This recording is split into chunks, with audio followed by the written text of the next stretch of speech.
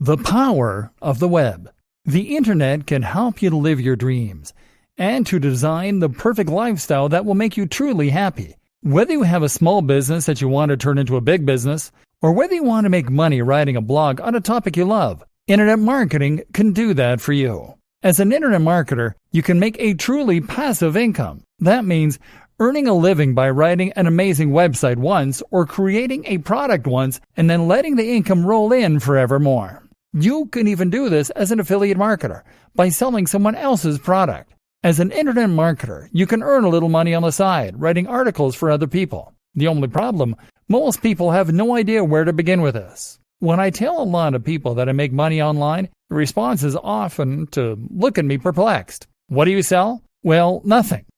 Where does the money come from? I actually had to promise my grandma that what I was doing wasn't in any way illegal because she found it so hard to understand that I can make money without leaving the house. My sister recently decided she no longer wanted to do her current job and said that she'd like to start online like me. She asked me how she could get started, what she needed to learn, and what a good resource would be for her to begin. And I was just kind of lost for words. Truth be told, there isn't a really great resource out there for people just getting started. Truth be told, there is a huge amount of misunderstanding regarding what internet marketing is, what it's capable of, and how you should get started with it. This is why you see so many businesses get it entirely wrong. Have you ever visited a business site only to see that it looks completely unprofessional and cluttered? Have you ever visited a brand's social media page to see that it hasn't been updated in months? Or that what is there is just uninspired and unlikely to convince anyone to buy from them? A lot of small businesses will recognize the power of the web to bring them money and customers, but they won't have any clue how to begin. Thus, they will often end up just hiring the first SEO, search engine optimization company they can find, and hoping blindly that the company will maintain its side of the bargain and actually help them get to the top of Google. Sometimes that happens. Other times, the company uses outdated, spammy techniques and the business goes bust. Either that, or the company does nothing much and the small business just wastes a lot of money. But how is a company to know whether their SEO agency is doing a good job when they don't really understand how SEO works? This training then is Ad Resource. This is a training that can take you from zero knowledge regarding the economy of the web, SEO, internet marketing, all that stuff, and bring you up to speed. You'll learn the technical skills to build a brand, promote it online, and create a marketing campaign. You'll also learn additional skills that can take you to the next level. Skills like design, website development, and videography. And you'll learn how to leverage all those skills, how to harness them, and how to use that to accomplish all kinds of amazing things. Yes, small business owners will gain the skills they need to be able to build their businesses online. But likewise, you can also take these skills and go freelance. You'll be able to make money on the side, or as a full-time career, by selling your newfound internet marketing skills. Or if you prefer, you can take those skills to create your own blog or YouTube channel. Then you can promote a cause that matters to you. You can become internet famous as a comedian or musician, or you can make a living writing about something that fascinates you. Either way, you'll learn the raw skills, and you'll be able to devise a marketing strategy that takes all of them into account with perfect synergy. The web can do incredible things for you. You just need to know how to work it. So let's figure that out together, shall we? The economy of the web. So, assuming you're a complete greenhorn at this point, you might be wondering how precisely money gets generated online. Where does it all come from? Why is it profitable to run a website that is free for anyone to read? The answer is advertising.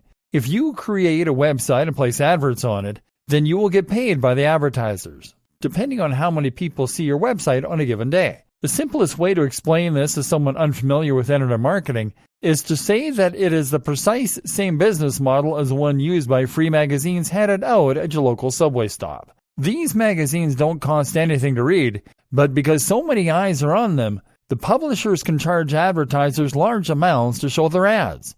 You can do precisely the same thing by having a website with a large amount of traffic. There are several different ways in which advertising can make you money as a web publisher. PPC. This is pay-per-click, and popular examples include the likes of Google AdSense. You can also get CPM, which means cost per impression. PPC pays out when someone clicks on one of your ads, and CPM pays out each time an advert loads on your site. You sign up to the ad network, get given some code, place it on your site, and start earning. Banner ads. Banner ads are much more straightforward. These are agreed with the advertiser on a per-month basis, and you'll simply get paid a fee by that advertiser each month that the ads are displayed. Affiliate marketing. Affiliate marketing is a big aspect of internet marketing, and it's actually one of the principal ways that money gets made online. Here, you get paid commission if someone buys a product that you recommend. So let's say you're a big blogger who writes about fitness. You might then recommend a certain protein shake, and each time someone buys that shake using the link you're provided with, which is how they know you sent them, you will earn 30% of that sale. The more persuasive you are, the more visitors you have on your site, the more you can earn. There are various other variations on this theme. In white label dropshipping, for instance, you sell a product that you brand as your own, but each time a sale is made, a manufacturer will do the work and send out the item while taking a cut of the money. Sponsorship. These days, sponsorship is more and more of a big deal on the web. If you can build a website with thousands of viewers or a YouTube channel with 1 million subscribers, then that will make you a thought leader. Now, brands will want to associate themselves with your brand, and so they might pay for you to give them a shout-out or even just to wear their clothing. This is how your general blog will make money online. But of course, there are many different types of businesses that run and thrive online. That's because these days you can sell pretty much anything online. Often then, your business will simply sell a product or service. If you are a law firm, then you make money through your website every time someone calls up and secures your services. If you have an e-commerce shop selling CDs, then you make money each time someone buys a CD. And these days, more and more creators also sell digital products. So a digital product is simply a product that isn't physical. So this isn't a car or an ornament, but rather it is an ebook or an online course. The advantage here is that anyone can make a digital product. Often it is just a PDF. What you are really selling in this case is the knowledge. Likewise, a company can sell digital services, which means they'll be selling article writing, web design, search engine optimization. In other words, they'll be selling things that the other sites can use in order to be more successful selling their products. Whatever the business model of the website, social media channel, or YouTube channel, the constant truth is that more traffic equals more money. The more people view your site, the more advertisers will want to work with you. The more you'll be able to sell products for commission, and the more you'll be able to sell your own products or services. That said, there's one thing that is actually more important than traffic, and that is engagement. In other words, do the people who come to your site go there because you have advertising everywhere? Or do they go there because they love your brand and they're curious to know what you're going to write about next? It's the true fans that are likely to buy your products and to follow your recommendations. They are the ones you want on your site. The balance of power. In each of these different business models, the balance of power is slightly different. Your aim is to ensure that the balance is in your favor as often as possible. So, for example, if you are making money from PPC, where do you think you are in the ladder? You're right at the bottom. Somewhere at the end of this long chain, someone is making a purchase. AdSense means that an advertiser is paying Google for each visitor, and Google is then giving you a percentage of that money. So not only do you have Google as a middleman, but you are also losing a customer, normally for only a few cents. That customer is then heading over to another website, where they are making the other company more money. You know that on average, each customer is worth more to the advertiser than they are to you. Otherwise, the advertiser wouldn't have the money to pay for your adverts. It wouldn't be profitable. So, you should think long and hard before covering your website and ads and calling it a day. If you go direct to an advertiser and get paid per month for a display ad, then you'll be a little higher up the ladder, because you'll be making money directly from the advertiser without anyone taking a cut in between. Better yet is to be an affiliate marketer. Affiliate marketers often make very large cuts of the overall profit, and in the case of digital products, this can sometimes be as much as 70% or even 90%. The product owners don't mind giving away so much profit because they wouldn't have made the money themselves anyway. This is in addition to what they're already making from their own sales, and the more commission they give away, the more sellers they attract to help them sell units. But you're still giving away some of the profit, and you're still not in control of the brand. Moreover, you are still sending someone away from your website in order to make that cash. And this is why it's better yet to have your own product whenever possible. And if you're a business that sells an actual physical product or useful service, then you will still be in the strongest position possible. Then again, there's nothing to stop you from having multiple different revenue streams on a single website. You can run a blog that makes money from AdSense, also has a paid banner at the top of the page, also recommends affiliate products in the body of the blog posts, and also sells an ebook. And why not offer a consulting program on top of that? Either way, this is what makes the web go round. Well, that, Google, and content. An introduction to SEO.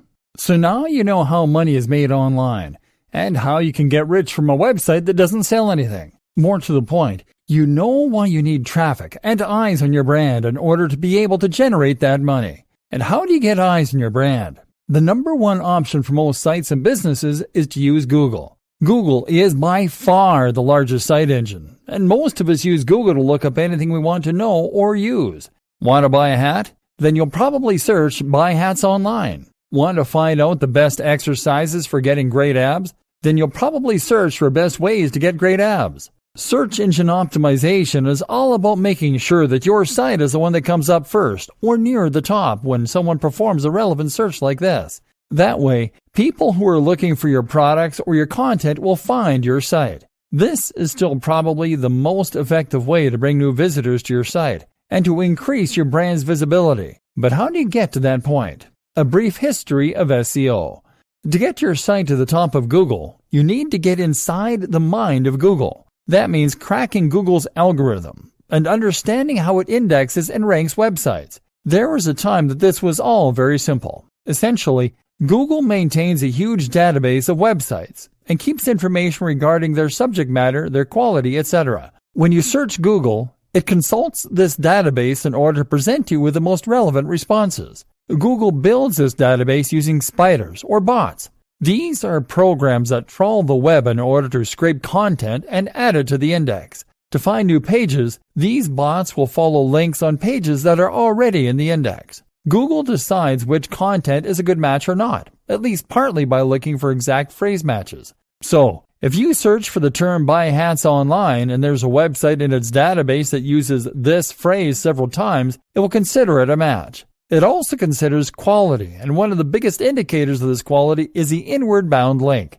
The reasoning behind this is that if a website has linked to your website, then it must approve of your website. This looks like a testimony of sorts, and so the more links that point to your site, the more important and high quality it is thought to be. And back when Google first launched, this was pretty much the only thing you needed to know about SEO. To get to the top of Google, you just needed lots of content that would use the same keywords over and over again. And you needed to get lots and lots of links pointing to your site, ideally from relevant sources. So, if you wanted to build a website about making money online, you would start by researching keywords. That would mean using Google's keyword tool in order to see which queries related to your topic were the most popular among users. In other words, which phrases get searched for the most. Let's say you then pick Make Money Online. From there, you then start adding new articles to your website, each containing the phrase Make Money Online a few times per paragraph. And on top of that, you then write content to submit to other websites, perhaps some content farms like eZine articles back in the day. Content farms are sites that let anyone add new content to their pages. This means that you could write 100 articles a month on how to make money online and ensure that each one included a link back to your website, using the anchor text Make Money Online. And with time, these practices would be enough to ensure that you got to the top of Google. But that was then. SEO is much more complex, and in many ways, it has evolved to the point of being something completely different. So, let's examine what it involves now, shall we? A penguin, a panda, a pigeon, and a pirate walk into a bar.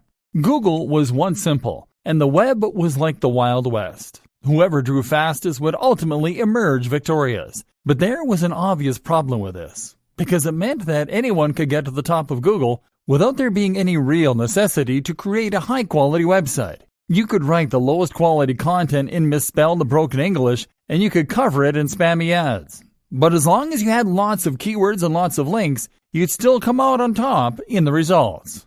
That meant that people who used Google would end up getting burned because they'd click on low-quality results. And if that carried on, Google would risk losing customers. If every time you searched Google, you found websites that were trying to steal your credit card information, you would probably eventually stop trusting Google. It got so bad that people even started using article spinners. These were tools designed to copy other people's content, replace all the words with synonyms, and then publish it. The result was an unreadable jumbled mess, but it was enough to crack the system. Remember, Google is just like any other website owner. Their customer is the advertiser, and therefore the visitor. They have no loyalty to the website owners, and they are under no obligation to ensure that you keep getting traffic. So, Google evolved. Google changed its algorithms to become more sensitive and smarter. Now, if Google detects attempts to game the system, it can penalize content that was designed to trick Google, and that wasn't offering any quality in return, and it could ensure that only the best quality got to the top. Google's algorithms rolled out, each with a different name, and each of which would shake up the market in a huge way. For example, all Google's updates and what they mean for a good SEO strategy. Panda. Panda was the first big algorithm update to launch, and this was designed to penalize all those sites that had plagiarized their content, that had used spam, or that had used keyword stuffing. Keyword stuffing is when you try to get Google to rank your site for a certain keyword and you go way overboard in inserting the keyword into your text to the point where it becomes unreadable. Welcome to this Buy Hats Online website. Looking to buy hats online? Buy hats online here. It sounds funny, but people were really doing this. All those sites that were guilty of so brazenly manipulating Google's algorithms were punished, sent right down to the bottom of the SERPs, search engine results pages. This actually destroyed some businesses, and many people were very angry at Google as a result. But in Google's defense, it had always told site owners to write for the user and not to write for Google. Penguin. Penguin targeted spammy techniques focused around links. All those sites that had created hundreds of thousands of links on low-quality sites were penalized. Fortunately, Google also presented a links disavow tool that site owners could use to disassociate themselves with low-quality links. Google emphasized the importance of quality links over quantities of links. In other words, if you get a link from the BBC, then it will be worth infinitely more than 1,000 links from e-zine articles, simply because anyone can get links from e-zine articles, and a link from the BBC is a genuinely impressive testimony. The best way to think of this now is as a game of degrees of separation. Certain sites have much more clout than others. A site with an .edu domain or a .gov will have a lot of authority and trust to begin with. Likewise, sites that come up in Google's news section also must carry a lot of influence. If you can get a link from one of those sites, then this could change your fortunes overnight. But failing that, you can try getting a link from a site that has a link from one of those sites. Failing that, get a link from a site that has a link from a site that has a link from a site that has lots of authority and trust. In other words, get as close to the most influential brands in your niche as possible to reap the major rewards. Pirate. Pirate focused on stolen content and copyright breaches. About time, too. In 2017, another update called Fred reinforced this by penalizing sites that were violating Google's webmaster guidelines. Affected sites were typically low-quality sites designed purely to bring in ad revenue. Pigeon. Pigeon is all about local search, and it basically makes the location that the search is being carried out in even more important. That's why one of the best strategies for a new SEO campaign today is to start local. Start by targeting Buy Hats Online Santa Monica, and only then branch out into other areas and more global searches. Another update in 2016 called Possum doubled down on this, with queries performed closer to a business being more likely to bring that business up as a result. Mobile. The mobile friendliness update was designed to make webmasters create sites that would be optimized for mobile. This meant they should load quickly, use a responsive design that would change shape depending on the size of the screen, use touch-friendly navigation elements. Speed optimizations became especially important, in fact, and this is something that Google is really pushing for right at the moment. It wants to ensure that users have the best possible experience from start to finish. So, if your site is filled with unnecessary plugins that just slow things down, then you should remove them. Google actually offers a site speed test and a mobile friendliness test, both of which can be run very easily through the browser. Test both these on your site to ensure that your page meets the new requirements, and you can avoid being penalized for not catering to what is now a significantly large portion of the overall audience. AMP. Another thing to look into if you really want to get into Google's good books is AMP. This stands for Accelerated Mobile Pages, and is a new initiative from Google that is designed to encourage creators to create a second, highly mobilized, super quick version of their site. This is possible to achieve through a single plugin if you use WordPress, and once that is in place, your site will be able to appear at the top of the other search results with an image from your site and an AMP logo to encourage more users to click it. RankBrain. RankBrain was introduced in 2015 to help Google better match the intent of a query rather than looking for precise keyword matches. It is not so much an algorithm change as it is a specific tool that Google uses and that relies on machine learning in order to properly understand the content of websites and the precise meaning of search terms. Between this and Panda, keywords became far less straightforward. They're still important, yes, but now so too is using synonyms for those keywords, natural language surrounding the keyword, and using the exact key phrases subtly. Today, the most common advice is to use keywords with a density of around 1 to 2%. That means 1 or 2 keywords for every 1 to 200 words. I personally recommend going even less. Meanwhile, the use of synonyms and related language is what's known as latent semantic indexing. It's also important to think about the placement of your keywords. A keyword used in the first few sentences, in the header, in the footer, etc., all carry more weight than a typical keyword used anywhere else in the copy. RankBrain is constantly evolving, using huge amounts of data to better understand what users respond well to. And that doesn't just mean keyword use. It also means that you need to offer deeper, more meaningful content. The recommendation among many creators is to aim for content that is anything from 800 to 2,000 words long. This should include links out to other useful sites to act as references. I highly recommend linking out to research and studies if you are writing a scientific piece. And it should include images and charts and bullet points. RankBrain also brings even tighter focus onto UX, user experience. Using its machine learning chops, RankBrain can look around your site as though it were a real person, and it can decide what makes for a good experience and what makes for a bad one. So even if you have great content, RankBrain will penalize you if your site is poorly laid out, or if that content doesn't use a nice readable font with big headers. The new SEO, and everything you need to know to succeed. With all these changes, the face of Google was completely rewritten and altered. The latest version of Google's algorithm is called Hummingbird, but this in fact incorporates all of the above algorithm updates, machine learning tools, and more to form a cohesive whole. Moreover, Hummingbird is different from previous Google algorithm updates because it has the ability to grow, adapt, and evolve on the fly. Now that means that Google can update its index from day to day and change the way it looks at our sites. And that means that anytime we crack the code, it can change again.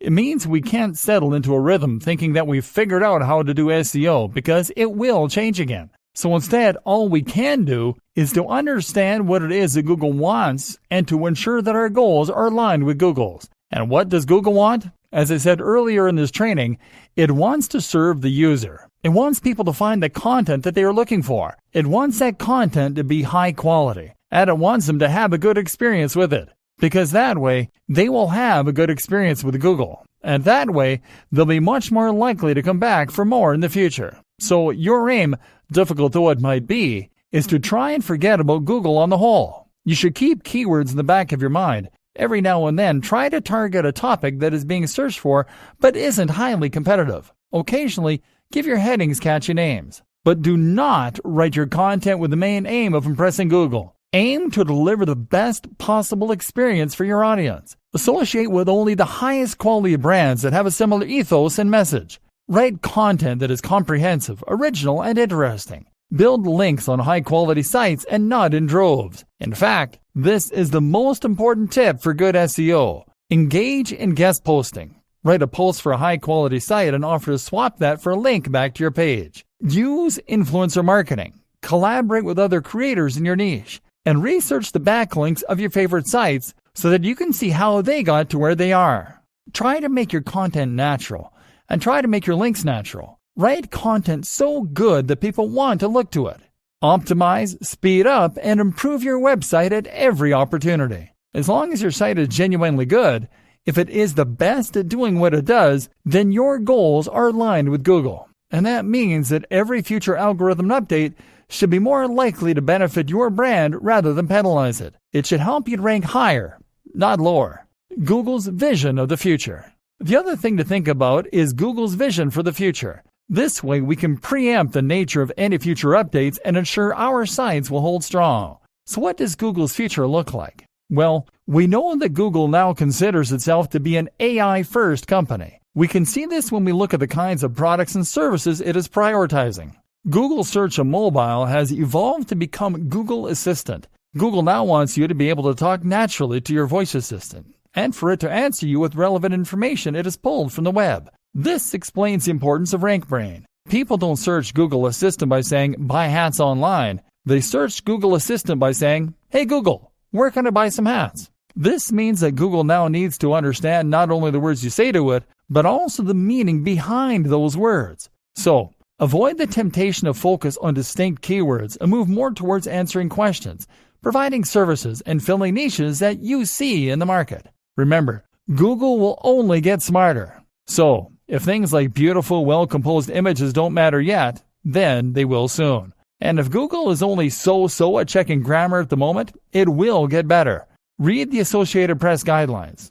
Learn how to write using the inverted pyramid style. And seeing as Google Assistant will occasionally bring up a website to show the user on their phone, make sure that your site is well suited to being quickly loaded on a mobile device. You should definitely look into using AMP formatting for your websites if you want to get more traffic to the mobile version of your site. As mentioned, this can be done easily through a single plugin. At the very least, make sure your site is speed optimized and make sure that it is mobile responsive and has an easy UI for touch input. Avoid hover over menus and the like. You should also make sure that you are using Google's markup language for rich snippets.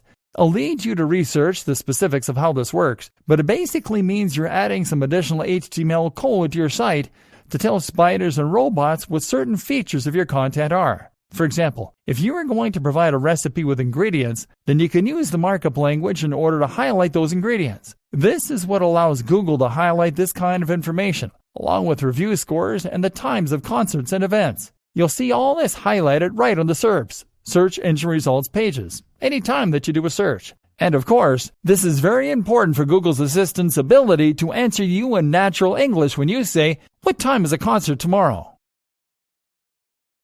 Content marketing.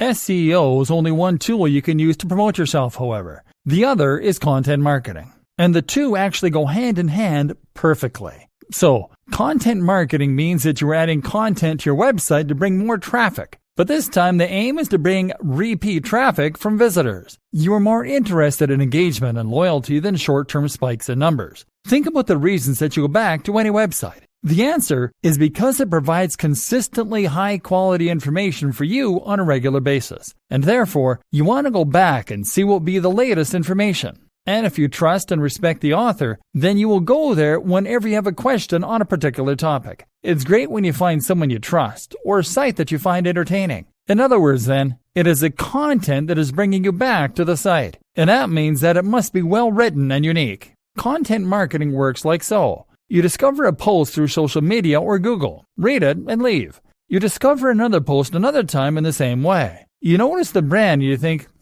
I quite like this site. It comes up again. You then decide to check it out the next time you have a related question. You then bookmark it and decide to check back regularly. You are now a fan. So, content marketing means writing consistently high quality and engaging content and then sharing it. It means using this process in order to build trust, authority, and relationships with your audience. And this is precisely what you also now need to do for effective SEO. So, it is all starting to come together. How to write great content. This is where so many people will go wrong though, as they simply don't know what it is that makes great content.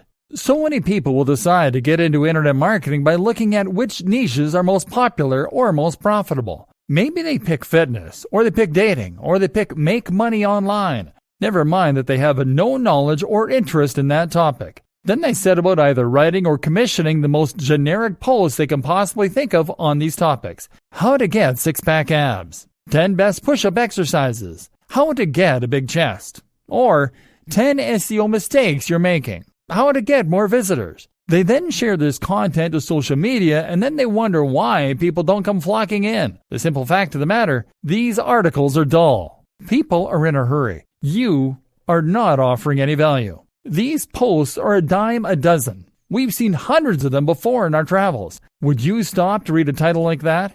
And this is why I'm going to say something unpleasant to hear. If you don't have a genuine interest in the niche you're in, then there is no point being in that niche. Because in order to offer any value, you need to say new and exciting things. And to do that, you need to understand the topic completely. Instead of saying, how to get six-pack abs, then, you might say how cardio acceleration can help you to burn 900% more fat. That's actually a real thing, and a real statistic, by the way. It's 100 times more interesting than how to get abs. But if you write a post yourself and you're not interested or qualified when it comes to fitness, you won't have the inside knowledge or foresight to write articles like this. And if you hire a writer to write the topic, they'll just find a generic post online and rewrite the post. They aren't experts. And they don't truly care about your brand. They're just trying to get paid. Here are some more pointers to help you write better content. Storytelling is SEO for the human brain. We are naturally inclined to enjoy stories. We like stories because we have been listening to stories around campfires since the very beginning of our evolution. We've evolved listening to them. We also like stories because we can imagine ourselves in the shoes of the person in that story, and that gets us emotionally invested. If you're about to write a dull post, think about how you could restructure it to tell it like a story. We want information quickly. If your page is a dense block of text, then you are going to immediately drive away and lose your visitors. It's highly important that you avoid this by spacing your content out with lots of paragraphs and spacing it with big, bold headings. Your headings should technically tell the whole story. Big fonts are equally important here, especially on mobile. If your posts are just walls of text, then people will leave as soon as they land on your page. And this will be devastating because Google is now able to monitor bounce rates and identify when a visitor lands on your site and then very quickly leaves. Images. The images you use to decorate your content are incredibly important, and they can make a huge difference to your bounce rates, to your audience's enjoyment of your content, and much more. An image will immediately communicate the topic of your post, and if it is taken well, then it will help to increase the apparent production value of your site too. A big, beautiful image can convey an emotion and get people really excited to read your content. Plus, you can actually optimize your images for Google Images by using the right dimensions, 16 by 9, the right tags, and the right file names. It's possible to get some pretty great images for free from stock image websites, but you know what? By far the best strategy of all is to take the photos yourself. This way, you can not only create the most stunning and beautiful images, but also ensure that they perfectly fit the topic of your post and back up your points. Instead of being generic and somewhat relevant, the image can become the perfect partner for whatever your post is about. This means investing in a great camera, and it means learning the basics of composition, framing, using manual settings in your camera, etc. But it's definitely worth it. If nothing else, it is worth it because you'll be able to sell this service as an additional arrow in your quiver, and as part of a comprehensive web marketing service. Content development should mean multimedia content development. Use the right headings. Another tip is to make sure that you always use the right headings. That means that you should make sure your articles are sound and as interesting and exciting as possible. It's interesting to look at clickbait as a source of inspiration here. Clickbait titles are the ones you see on social media sites that use cheap strategies to get you to click. These will use fake anticipation and mystery, for instance, to get you interested. What happens next will blow your mind. 5 weird tricks to lose belly fat. Number 3 will blow your mind. The omitted key piece of information sparks curiosity in the viewer, and they click the link. The unfortunate reality is that 9 times out of 10, clickbait offers nothing of value. It is just poor quality content, spam, or even a bunch of ads. Hence the terrible reputation that this approach now has. But you can learn from it. Put the emotional hook of your content right in the title. Keep the USP front and center. And then just make sure you actually deliver on that promise when your readers click through and find your content. The power of video for massive influence and engagement. My aim is to teach you to become an internet marketer so that you can promote your own website, or so that you can promote someone else's, so you can run a business, or so that you can create an SEO service. But I don't just want you to be an internet marketer. I want you to be a cut above the rest. And that means getting real. What do I mean by this? I mean that you need to stop doing all the bits that are easy to do at home on a computer, and to instead start getting involved in real business. This means that you need to go to those networking events I mentioned earlier. It likewise means you need to make videos. Get in front of the camera, learn to edit, invest in some good quality background music. Yes, it can be stressful, and it's something that might not come naturally to you. But if you can create high-quality video as well as high-quality content and SEO, then you will be leagues above most of the internet marketing gurus out there. Video can make all the difference to your marketing campaign. Firstly, that's because it is something that a lot of people can't easily do. If you have a good camera, if you know how to edit, if you can present yourself well on camera, then you immediately set yourself apart as a professional. Now you are someone to be listened to and trusted. On the other hand, if you are just running a website and filling it with articles and stock images, from the perspective of your audience, you could very well be a kid in your mom's basement. There's nothing wrong with that per se, but if you're trying to establish trust and authority, then a video will go a long way.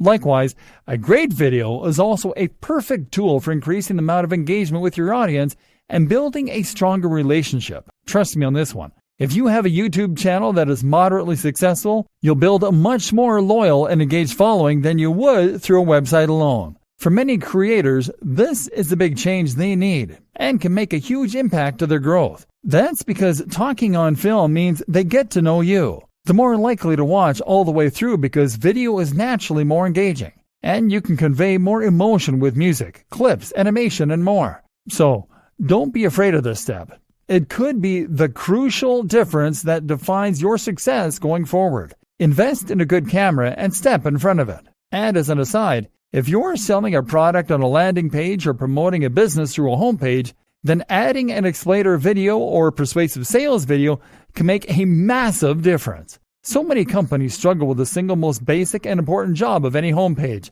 explaining precisely what it is that business does. I really have a pet peeve of landing on a business site and being told that it uses cloud-based solutions to provide synergistic process fixes through VAS and POS software systems. Showing off with clever words does not make sales. But having a video that plays automatically and explains clearly and concisely what the business does will. Social media marketing done correctly.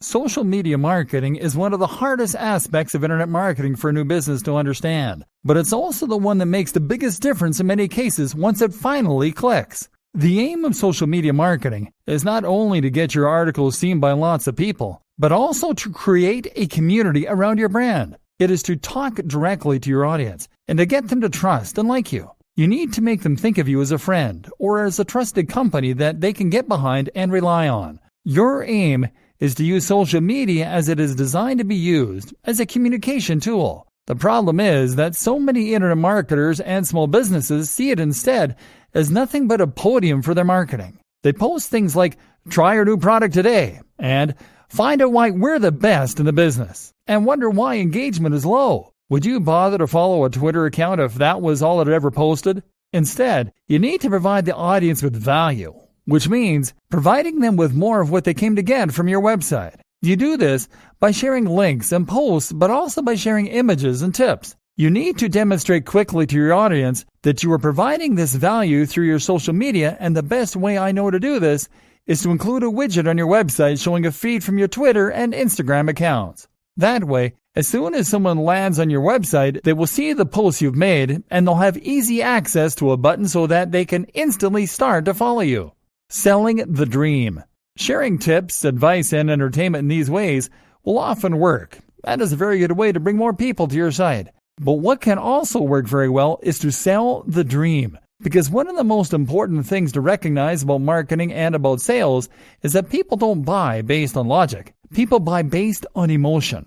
People buy things that they want, and they buy things that they think are desirable, that they think other people want. People buy in a rush because they have a feeling that if they don't act quickly, they will lose the opportunity. This is something that a good persuasive writer can use well. And people often follow a brand or an individual on social media for similar reasons. For escapism, for vicarious living, to chase a feeling that they enjoy. This is why women on Instagram become rich and famous, posting images of themselves wearing nice clothes and going out partying.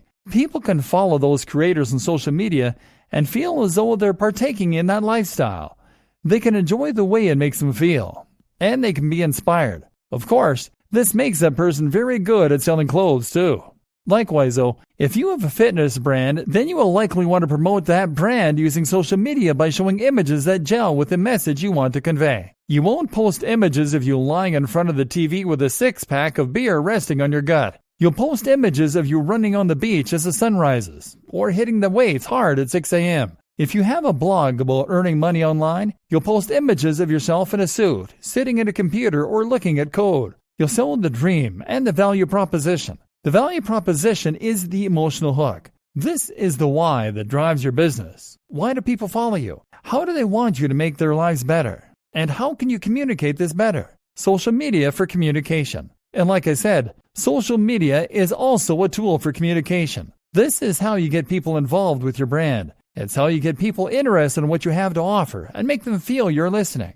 Like, if you have a problem with whatever they have bought, they can get in touch with you and you'll answer. That means you need to be interactive. So post regularly to your social media channels and ask questions. Run competitions and best of all, try out Facebook Live. Being able to talk directly to your followers is an immensely powerful thing and can massively increase engagement and trust. What's more is that right now Facebook, Instagram, and YouTube are all trying to promote their live features.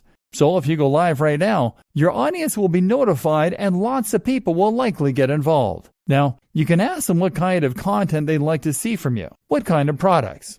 You can ask questions. You can share your genuine gratitude for their support. Another immensely powerful strategy is to find other online communities to take part in. Good examples include forums, of course, but also subreddits and more. These are very powerful places to find new people to market your content to. But if you jump into one of them and post a link to your site, chances are the link will be removed and you may be banned. Best case scenario, you'll receive a lot of negative flack. But on the other hand, if you spend time in that community and answer questions, chat to people, build trust and get to know everyone, then if you mention you have a website, this is an entirely different story. Now you have a legion of people that trust you, some of whom might even consider you friends, and they will be there to support your brand every step of the way and to help you promote it on social media and elsewhere. Note, these social communities are also examples of routes to markets. These are places on the web where the people who make up your target audience congregate. Any platform you can find that lets you communicate directly with the correct audience is a route to market. Other examples include things like industry magazines or clubs. Look for routes to market, as these always offer great marketing opportunities. Finally, make sure that you are always answering any direct messages, comments on YouTube, comments in your posts on Facebook, etc. All this builds more trust, more loyalty, and more interest for your brand. Read the book 1000 True Fans, and you'll see why these relationships are worth cultivating. Branding and building a brilliant website. Absolutely central to all of this is branding. In today's environment, having a brand for your website or business is the most valuable thing you can do to ensure engagement and to build success. And it ties in with just about everything we've said so far up to this point. Your brand is what should tie your entire message together and what should help to perfectly target your ideal audience. It's what will elevate your site above being just another spammy site designed to get ads and turn it into something that people and Google love. Google came out several years ago now and said that it would support brands more in the future. A lot of people reacted badly to this news, seeing it as an attack on the little guy. The assumption was that Google would now be a big fan of sites like Coca-Cola and not care about smaller, unknown creators. That's not the point at all. Small brands are fine. Personal brands are fine. Brands that use your name. What's not fine is calling your website something like ways-to-gain-abs.com. That's not a brand. That's a keyword. That's you making it abundantly clear to Google and your prospective visitors that you don't care about the quality of your work. You don't have professional pride. You have a tool for making money. A brand goes in hand with professional pride because it shows that you are keen to create something that people will remember and that you want to be associated with the work you do. If you build a brand, then you have a message and you have accountability. Think about it. All of the top websites that you visit currently have a strong brand. They likely have a great logo, their own style, a strong design language throughout their website. They know what they are, and they know who they're for. And this comes across in the quality of their layout, in the cohesion across their social media, all with the same username, the same logo, and the same ethos. And in the little touches like their video's background music and their bottom thirds. This is what makes something memorable and professional. And this is what you need to do as well. How do you create a brand? Creating a brand doesn't mean creating a logo. A logo is just one aspect of a brand, and it's not what comes first. What comes first is a mission statement. A mission statement is a phrase belonging to a business that says what it's all about. This should explain what, how, and why. What do you make, sell, or do? How do you do it differently? Why do you do it? I highly recommend watching Simon Sinek's excellent TED Talk on the Golden Circle at this point. It's called How Great Leaders Inspire Action. Most companies will think about the what. We make hats. We design websites. We provide legal advice. Many will think about the how. We use the best materials. We outsource to China. We resell, but with a value add. But the why is what matters most. This is the motivation that spurred you on to get involved in the business in the first place. It is what makes you get out of bed in the morning. And it's once again why you cannot have a successful website or business in a niche or industry that you don't truly care about. So, if you have a restaurant, maybe your why is because you want to introduce the world to healthier, cleaner, and more responsibly sourced food. If you have a website about fitness, maybe your why is because you want to inspire the feeling of accomplishment in your audience. Whatever the case, you need to understand this because it is what will give you your value proposition. It is what will give you your design language. And it is what will create your marketing opportunities for you. This will also allow you to find your buyer persona. This is your ideal customer. And through a combination of surveying and of thinking about your brand, you will be able to draw them up. Now, you need to ensure that your strategy is aimed at this person. It is a huge mistake to make a website that you want to be for everyone. If you do that, then it won't be particularly interesting or inspiring to anyone. The key to remember is to make people into real fans. Remember, content marketing and new SEO are about the quality of your followers, not the quantity. You want engagement. Ask yourself, is yours the kind of brand that someone can be a fan of? People just don't know about Apple. They are fans of Apple. People are fans of Tim Ferriss. They like what these brands stand for. They feel they know them. They want to associate with them. To get to that point where your site is inspiring to people, you need to stand for something other than getting clicks on your AdSense, web, and logo design. With all that decided, you can now go about designing your logo and your website. The logo should be simple, it should be minimal, and it should be versatile. This logo will be used across all your social media, on your website, etc. You need to avoid being cliché while at the same time making it clear what your site is about and who it is for. In an ideal world, the combination of your logo and company name should be enough on their own in order to let the right people know that your brand is for them. If you're struggling for ideas, try making a mood board. This is a collage made up of images, logos, site designs, and more that you like the looks of. Looking at these can help a lot to give you a kind of direction for your brand. If you put them all together on the page, you can then start to get ideas for unique ways of combining them, and that will give you ideas for your own design. Actually, build the logo using Adobe Illustrator. This creates vector files, which are files that can be resized to any degree without losing any of their quality, and which can be edited as well. JPEGs, PNGs, and GIFs are not portable or flexible enough for your uses. So that is another thing I want you to learn. I want you to learn to use Illustrator and to make good designs. Like videography and photography, this is a skill that will elevate you above spammer and into content developer. That's when you start to become highly in demand. WordPress. Finally, the website itself should be built using WordPress. This is a free tool used by over a quarter of the websites on the net, including many of the biggest brands. It is highly customizable. There is massive community support, and it is completely free. You can install new plugins with a single click to add more functionality, and you can install new themes in just the same way too. And by doing all these things, You'll be able to make sure your site meets all of the requirements we've learned about over the course of this training. That means being able to implement AMP, Accelerated Mobile Pages, with a single plugin, for instance. Being able to install a theme and know your site will have a responsive, mobile-friendly layout, or being able to apply ad semantic markups. Using WordPress means using a tried and tested tool that has helped countless others to become highly successful. There's no good reason to introduce more elements of confusion into the mix, or to make life harder for yourself by using a tool with less support that requires you to implement these features yourself. Your strategy. We've covered an awful lot here, but we still haven't covered everything. Not by a long shot. We haven't even touched on email marketing, for instance. Nor have we discussed how to go about conquering YouTube. We haven't really dived into good grammar, etc. for your blog posts. But this is about the bigger picture. This is about strategy.